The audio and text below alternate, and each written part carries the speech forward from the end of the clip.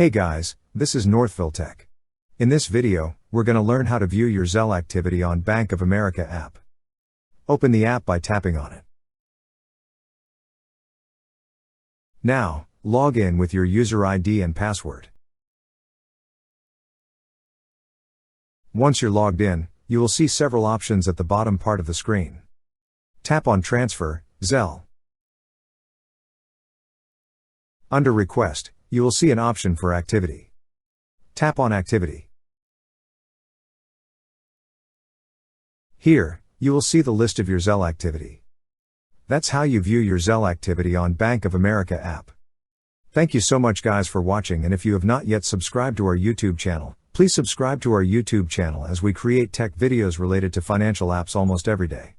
Also check out our website northvilletech.com for great tech articles, and our recommended resources in the description below for various sign-up bonuses.